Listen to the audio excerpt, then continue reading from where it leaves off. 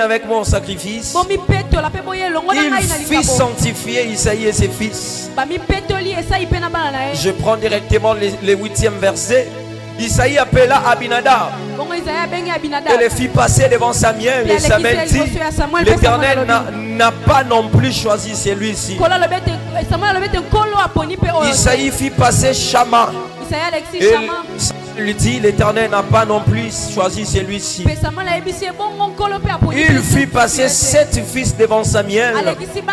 Et Samuel dit à Isaïe, l'Éternel n'a pas choisi aucun d'eux. Puis Samuel dit à Isaïe, sont ceux-là tous tes fils? Et il répondit, il reste encore le plus jeune, mais fais paître le brebis. Alors Samuel dit à Isaïe, envoie les chercher. Je prends directement les 13e versets. Samuel prit la corne d'huile. D'ailleurs, avant d'aller le 12e verset, Isaïe envoya chercher. Or, il était blond avec les beaux yeux, l'Éternel. Je prends les 13e. Le Père déclare que Samuel prit la corne d'huile et il l'oignit au milieu de ses frères. La Bible déclare, l'Esprit de l'Éternel saisit David à partir de ces jours et dans la suite. Seigneur, merci d'honorer Jésus. Merci de nous parler. Amen.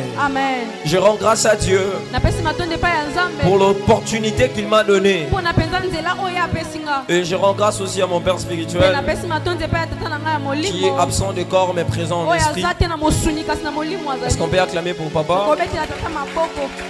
Très rapidement, en 3e lieu, je remercie l'homme de Dieu, le prophète Abraham, qui est pour moi un grand frère et père spirituel de cette église. J'aimerais que l'église acclame. C'est comme ça que tu acclames ton père. C'est comme ça que tu acclames ton père. Que Dieu te bénisse. Il faut très bien acclamer les pères. Lorsque Dieu a envoyé Samuel, Dieu a envoyé Samuel, mais identifia la maison d'Isaïe qui était les pères. C'est-à-dire que quand une visitation divine veut venir sur un lieu, la visitation localise d'abord l'entête. Et en 3e lieu, je remercie Dieu pour la présence de tous les hommes de Dieu. Je vois le pasteur Josué qui est un aîné pour moi. On va acclamer pour papa. Il est le vice-président du département de l'évangélisation de la centrale. C'est une autorité. Est-ce que tu peux lui honorer? Tenir debout. Amen, amen. On acclame aussi pour l'évangéliste Michel. On acclame aussi pour l'homme de Dieu Joshua Kifwa, un frère pour moi. Amen. Ipman. Alléluia. On va aussi célébrer le Seigneur pour le cordon Babi. Je serai un grand.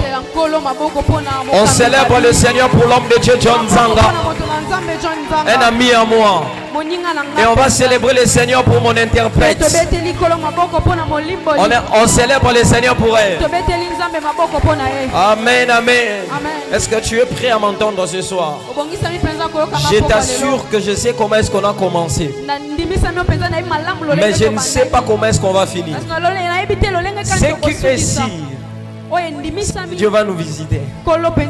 Alléluia. Amen. Notre thématique est intitulée. Vous allez vraiment prêter l'oreille. Je serai très rapide parce qu'il est déjà 19h dans ma montre ici. Je vais ramasser les choses comme ça. Notre thème est intitulé Ouin pour.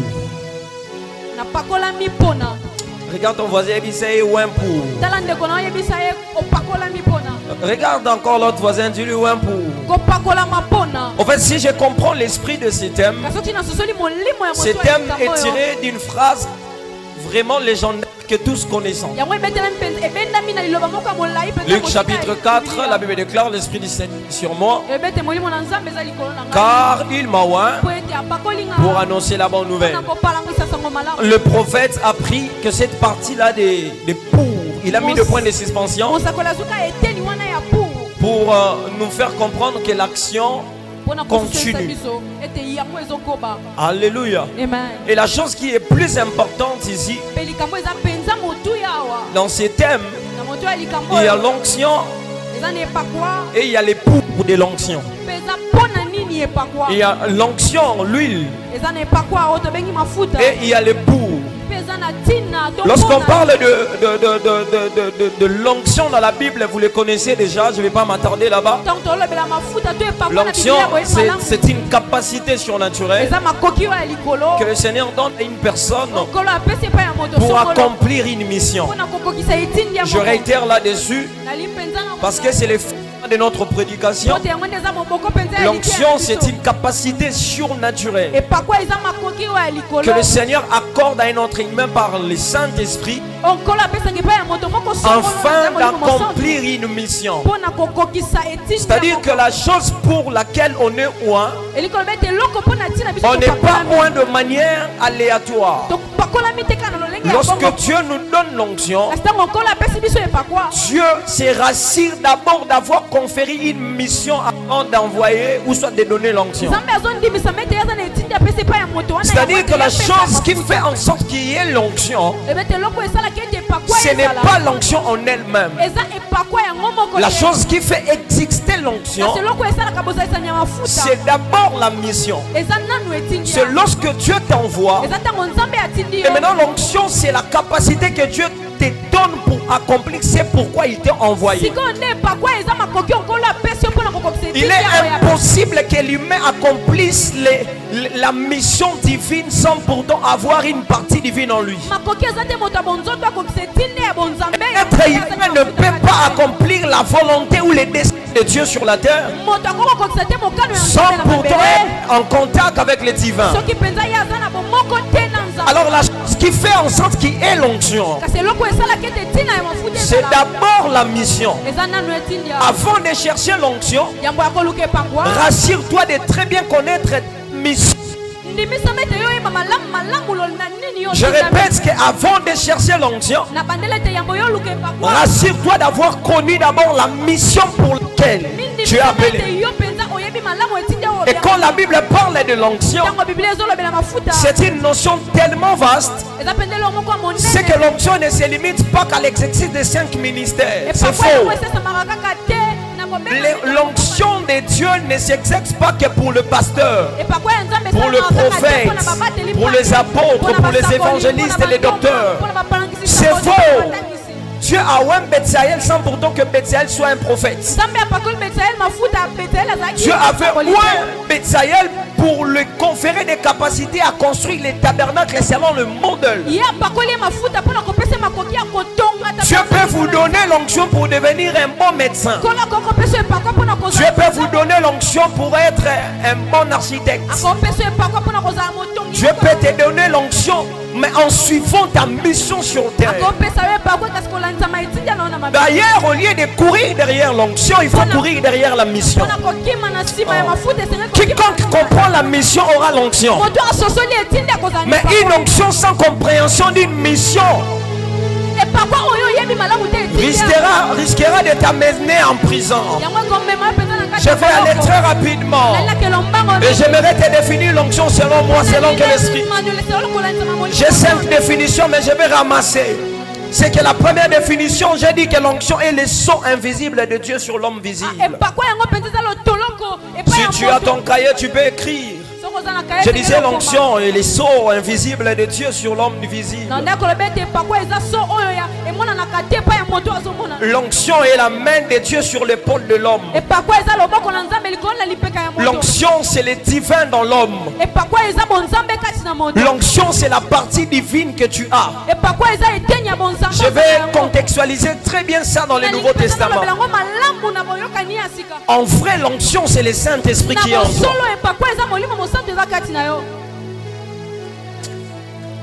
Est-ce que je peux poser s'il vous plaît? Est-ce que je peux poser s'il vous plaît? Maintenant la Bible dit qu'il y avait un homme qui s'appelait Isaïe. Cet homme avait beaucoup de fils. Mais parmi ses fils, la Bible parle d'une légende de David. La Bible dit que cet homme était berger. Selon les commentateurs qui disent qu'à cet âge, bon, quand David était berger, il devait avoir 10 à 15 ans. Et Dieu était en colère contre Saül. Contre Saül, s'il vous plaît. Et Dieu devait chercher un autre roi en Israël. Et le choix de Dieu est tombé sur David. Parce que David était un berger. Moi je crois que parce qu'il était aussi berger. Et Dieu va envoyer le prophète dans la maison d'Isaïe. Alléluia. Amen. Je vais paraphraser que tu comprennes l'histoire avant de m'envoler. Et maintenant, lorsque Dieu va apparaître à Samuel, Samuel était un prophète, il est un voyant. Dieu va lui dire, homme de Dieu, tu vas aller. Dieu l'apparaît dans une vision, il dit, pars oindre pour moi un fils dans la maison d'Isaïe. Samuel dit, mais Seigneur, ce qui Saoul a qui m'a ramené au Boumanga. Il dit, si Samuel attend ces choses, il va me tuer. Saoul on veut remplacer un autre roi en Israël, il va me tuer. Le prophète a eu peur. Maintenant écoutez la pédagogie de Dieu. Dieu dit au prophète, il dit, mon gars, tu vas prendre une génisse. Et tu vas prendre ta corne d'huile. Tu vas remplir ta corne d'huile. Il dit, tu remplis ta corne et tu pars, tu vas rendre pour moi. Et tu prends avec toi un sacrifice. Pourquoi tu prends avec toi un sacrifice? Parce que pour accéder dans cette territoire-là, tu vas tromper la vigilance du roi.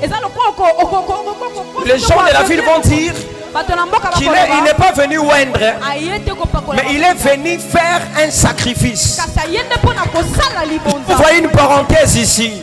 J'ai pris au nom de Jésus que pour ta bénédiction, Dieu va multiplier des stratégies. Ils vont croire que Samuel est venu dans ta maison pour faire les sacrifices, alors que Samuel est venu t'établir. Il dit, tu vas faire les sacrifices.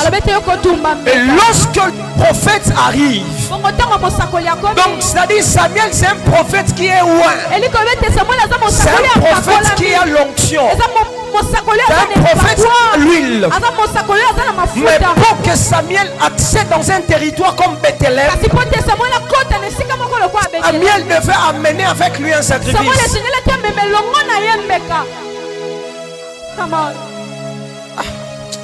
On me donne pas des amens. On me donne pas des amens. On me donne pas des amens. Donc que David soit loin. L'onction de David doit être accompagnée d'un sacrifice. Qu'est-ce que je veux dire par là? C'est qu'il n'y a pas d'onction sans pourtant qu'il y ait un sacrifice qui doit précéder. Tu vas comprendre que le Saint-Esprit dans la chambre ne descend pas si le sacrifice n'est pas monté sur la croix. Samuel ne va pas rendre David si en avance il n'amène pas un sacrifice. La première de vérité et la deuxième de vérité, c'est que Samuel comme un prophète, il a l'onction, il a le statut, il a le mandat, mais il ne peut pas accéder dans un territoire sans pourtant avoir les sacrifices. Il existe des territoires qui n'acceptent pas ton onction. Il existe des terres qui n'obéissent pas à ton statut en fait. Mais pour accéder dans des dimensions plus influentes, ce n'est pas d'abord question de l'onction. C'est d'abord une question du sacrifice qui soutient l'onction.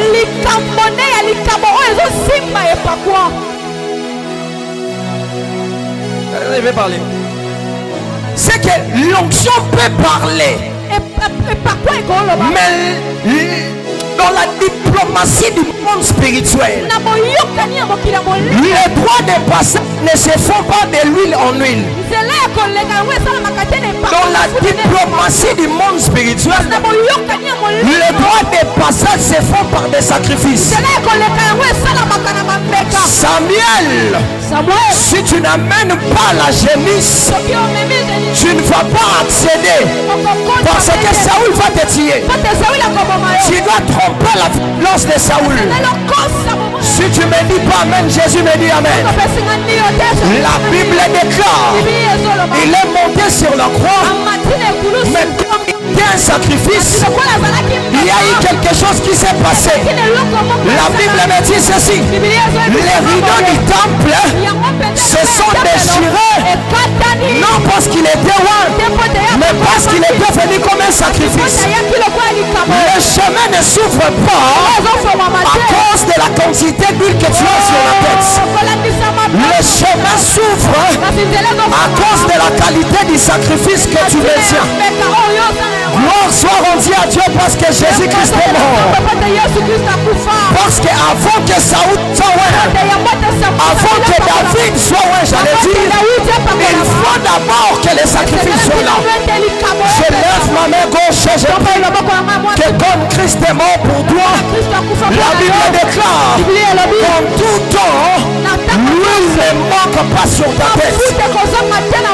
On ne m'a pas donné un amen qui correspond à ma foi. Je prie dans le nom de Jésus que le Dieu en qui je suis serviteur permette à ce que ton ministère ne manque jamais l'huile.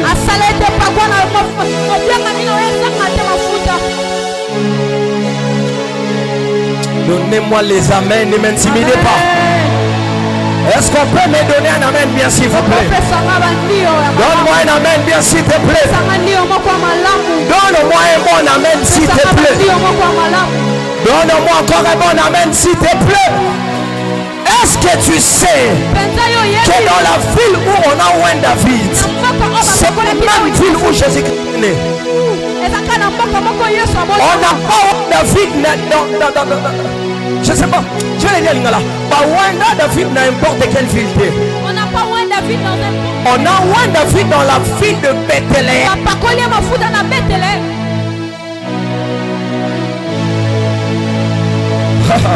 On a oint David dans la ville de Bethléem. Michel dit que Bethléem, c'était la ville dans laquelle le Messie devait être.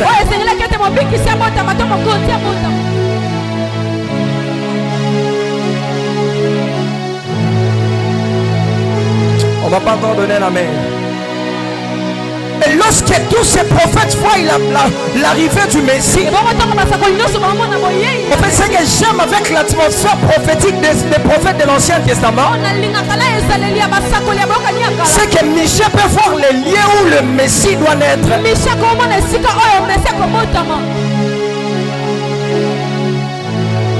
Esaïe peut voir la femme qui doit enfanter l'enfant.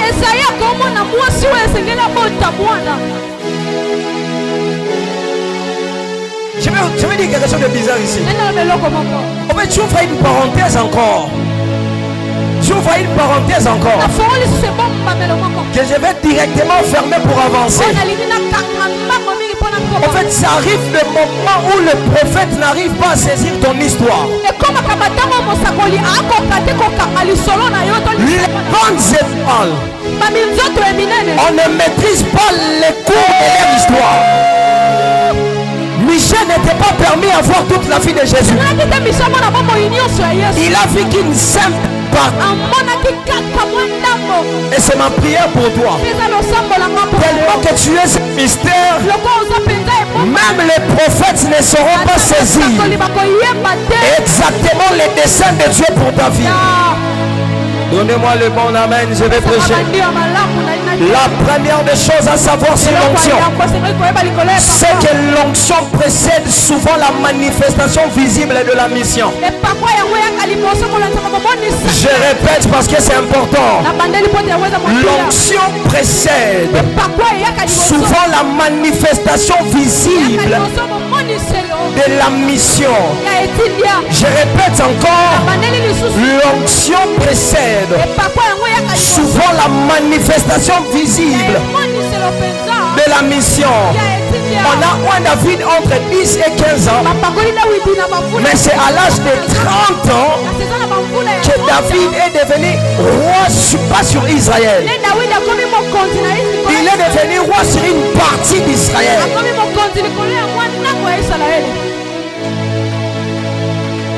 Le David qui avait l'onction a fait 15 ans dans la brousse comme un simple berger qui parle avec les animaux.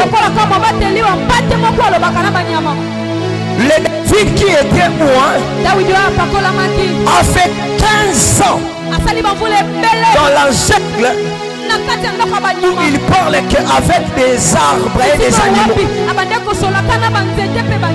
Des fois ça arrive dans la vie où les promesses que Dieu t'a faites ne correspondent pas avec ce que tu fais. N'aie peur, David. Lorsque Dieu t'amène dans la jungle ou dans la brousse, ce n'est pas pour te tuer, mais Dieu veut d'abord que tu puisses avoir des expériences personnelles. Dans la brousse, tu vas profiter de tuer un ours.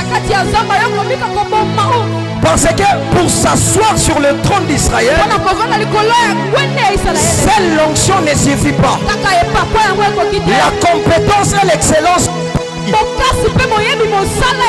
On a un David, mais David, pour manifester l'onction, il y a eu 15 bonnes années passées. Je vais contextualiser ça. Pour ouvrir une parenthèse, c'est qu'il est possible même d'être béni Dieu, mais de faire 30 bonnes années sans pourtant voir la matérialisation de la dite bénédiction. Ce que vous ne savez pas, c'est que la bénédiction avant d'être physique, elle est spirituelle. Genèse 26 m'appelle. La Bible déclare qu'il y avait Esaü et Jacob. Lorsqu'on a béni Jacob, Jacob est parti. Et pourtant Esaü était resté dans la parcelle. Esaü a hérité de tout le bien physique d'Isaac. Mais cependant Esaü a gardé la haine contre son frère parce qu'il avait pris sa bénédiction. Je pose la question à Esaü. Toi, tu as tout le bien physique de papa. Jacob, on a simplement parlé sur lui. Mais tu dis qu'il a fait ma bénédiction. Entre toi et Jacob, qui est béni? La bénédiction n'est pas ce que tu vois. La bénédiction, c'est ce qui produit ce que tu vois. Je répète pour que tu comprennes. La bénédiction n'est pas forcément ce que tu vois. La bénédiction, c'est la source qui se cache derrière ce que tu peux voir. Et c'est la même chose qui se fait avec l'onction. Elle n'est pas forcément visible, mais elle peut faire de grandes choses. Et j'ai pris pour un David ce soir que le don que Dieu a pris de te laisser dans la jungle, ce n'était pas pour te tuer, c'était pour que te former. Je disais c'est pour te former. Je disais c'est pour te former. Aucune personne dans la Bible héritait le trône sans pourtant passer par la formation. Si tu ne me dis pas amen, Joseph me dit amen. Joseph me dit, j'ai fait de l'esclavage jusque dans la maison de Potiphar. J'ai quitté la maison de Potiphar. C'est dans la maison de Potiphar que j'ai appris à gérer les biens. Et j'ai quitté la maison de Potiphar. Je suis allé en prison. Et c'est dans la prison que j'ai aiguisé les dons de l'interprétation. Est-ce que vous savez que Joseph dans la maison de Jacob n'a jamais interprété même un songe? Il a vu les songes, il n'a pas pu interpréter. Il a demandé à papa, papa, Nalali, Nalali, C'est lorsque Joseph va quitter la maison de son père, il part dans la prison. C'est là que de l'interprétation des songes va maintenant s'ouvrir. Je vais dire à quelqu'un, il existe des manifestations spirituelles qui ne se font pas dans la maison du Père. Il existe des dons spirituels qui ne souffrent pas dans la maison du Père. Tu veux d'abord sortir du confort, aller dans l'inconfort comme David. C'est là que tu vas faire la chose. André, si tu n'apprends pas à quitter la barque, tu ne vas jamais marcher sur l'eau comme Pierre.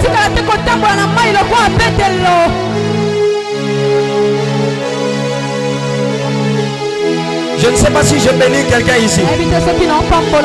Je disais, je ne sais pas si j'ai béni quelqu'un. Et vous allez remarquer que les sacrifices que Samuel devait faire, il a commencé par quoi? Avant de rendre David. Moi je vous descends un peu. Il a dit ceci. On va d'abord prendre les sacrifices. On va prendre les sacrifices.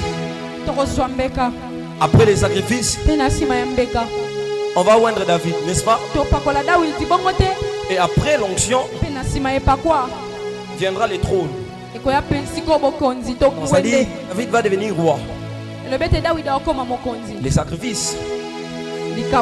Après, couper un sacrifice,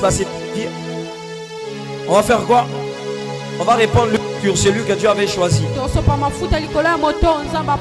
Et après avoir répondu lui sur celui que Dieu avait choisi, David est censé devenir roi. Je parle ou je bavard? Je parle ou je bavard? Nazo le bateau na makelele. Nazo le bateau nazo tia makelele. Et vous allez remarquer que cette histoire est tellement typologique. C'est-à-dire avant l'onction et l'établissement du roi, je peux le dire comme ça, l'établissement de David comme roi d'Israël, il y a les sacrifices. Suivez les schémas. Jésus-Christ est venu. Il va faire quoi? Il va mourir à la croix, n'est-ce pas? Il va faire le sacrifice. Après avoir fait les sacrifices, qu'est-ce qui se passe? Il est avantagé que je m'en aille. Le Saint-Esprit va descendre. L'onction est descendue. Le sacrifice est fait. Et après l'onction, après les sacrifices, il y a le royaume. Christ ne peut pas établir son royaume sur la terre s'il ne respecte pas ses étapes.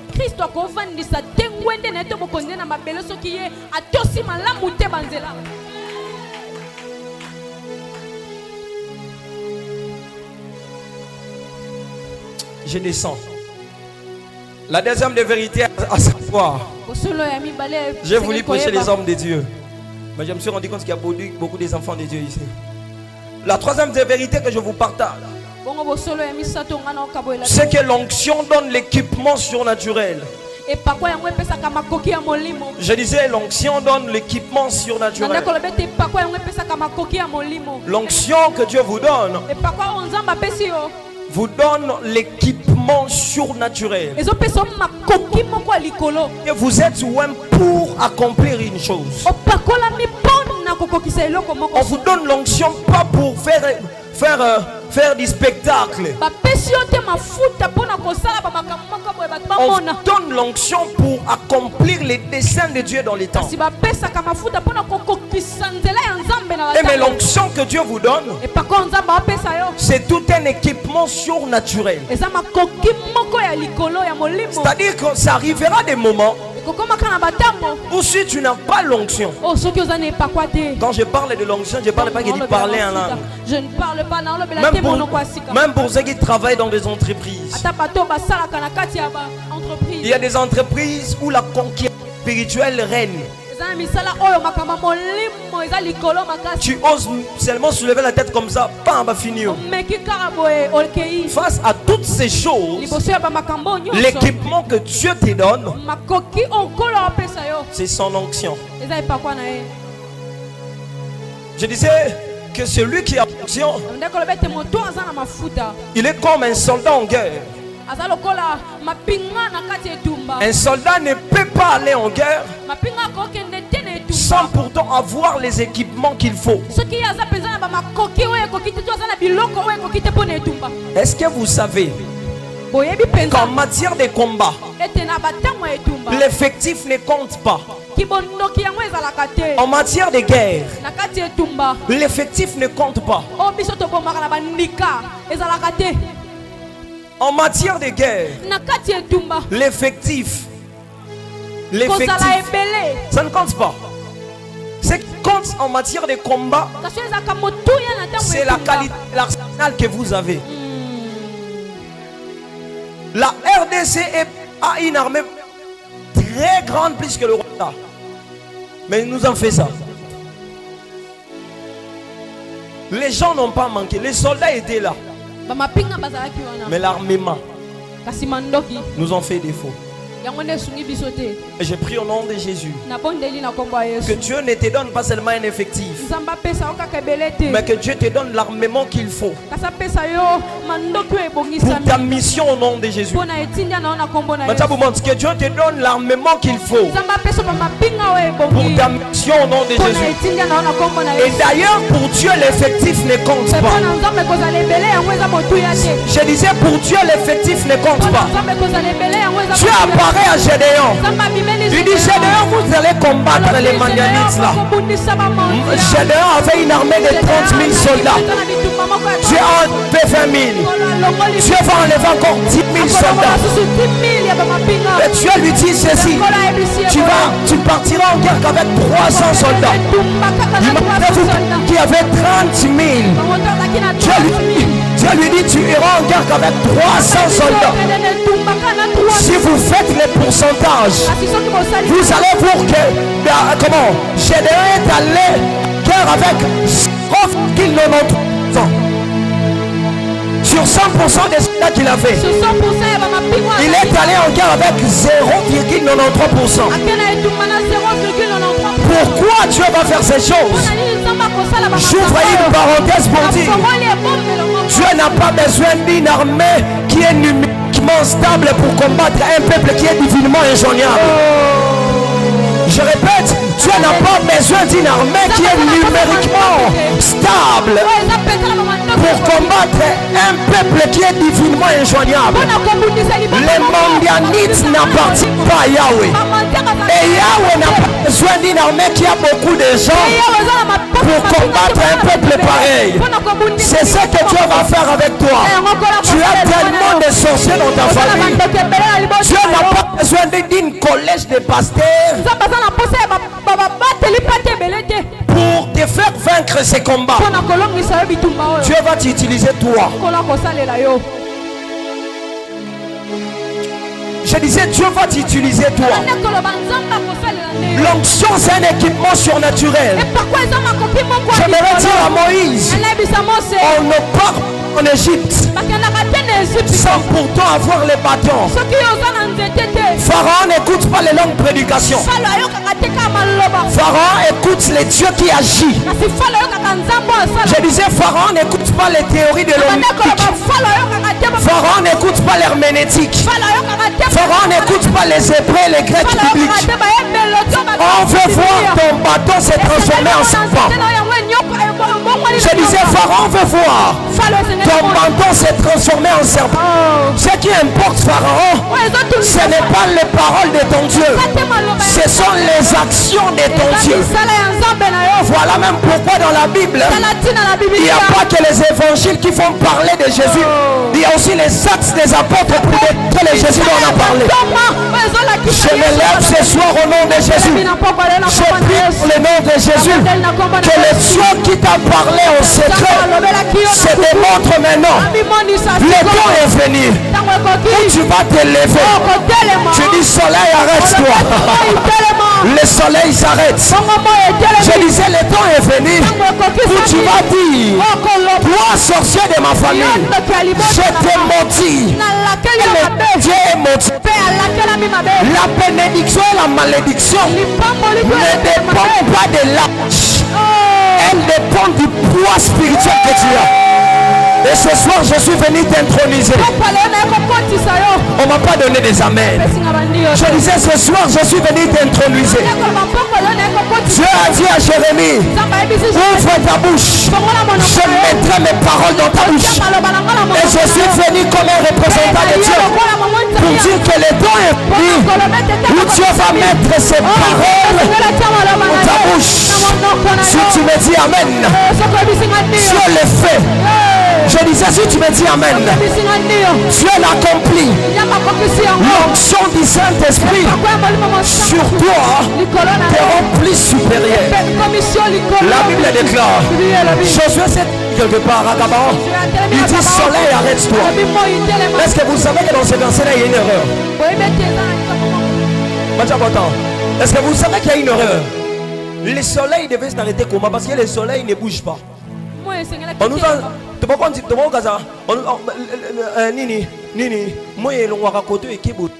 non, c'est la terre qui tourne. La géographie nous apprend. Donc quand Josué dit soleil arrête-toi, il ne parle pas au soleil, il parle à la terre tout entière. Donc Josué n'a pas fait arrêter le soleil. À cause d'une parole d'un ouin, toute la terre s'est arrêtée. Tu comprends ce que tes paroles peuvent faire. Et on a parlé. Et tout l'univers ne bougeait plus.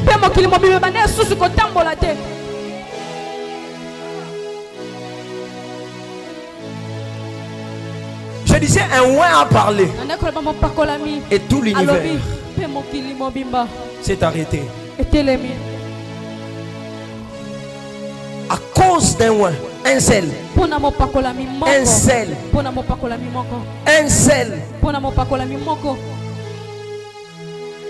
Si vous lisez la Bible, vous allez voir ce que l'onction peut faire. Pierre a commencé une église de 3000 membres sans booster les Facebook et les réseaux sociaux. Si aujourd'hui 3000 personnes viennent ici, tout le monde ici va dire que le prophète a touché. 3000 personnes ici, tout le monde dira que petit wana a clarté. Mais à l'ère de l'église, lorsque les gens désirent Dieu, 3000 personnes sans compter les femmes et les enfants se sont convertis en un jour à cause d'une seule prédication. Si vous lisez Actes de l'Heure, regardez ce que Pierre a prêché. Une prédication simple, sans complication. Ça a gagné 3000 personnes. Et il a récupéré 3000 personnes. Comment ça s'est fait que toi tu es enfant de Dieu? Tu reçois une personne qui est sorcière. L'enfant de Dieu laisse la place aux sorciers.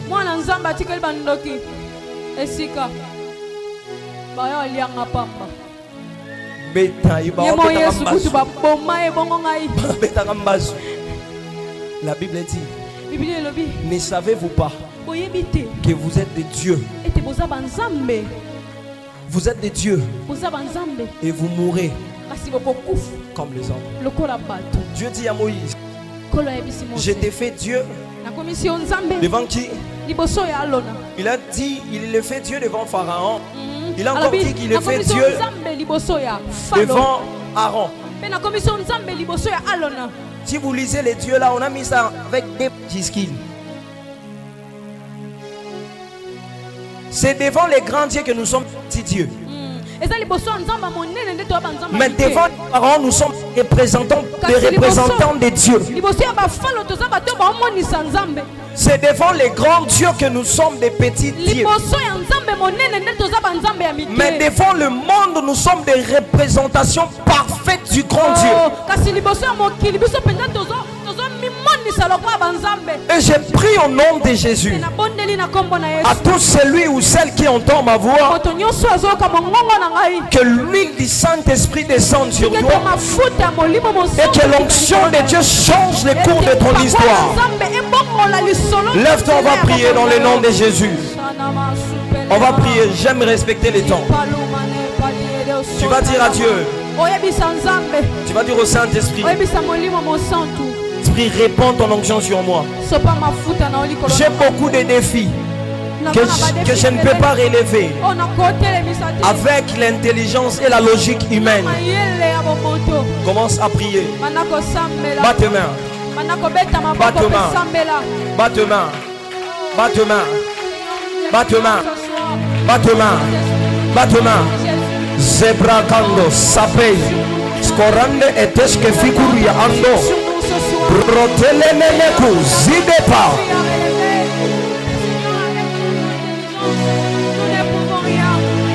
Est-ce que tu peux prier alors que tu es en prière? Alors que tu es en prière, laissez-moi à ma santé.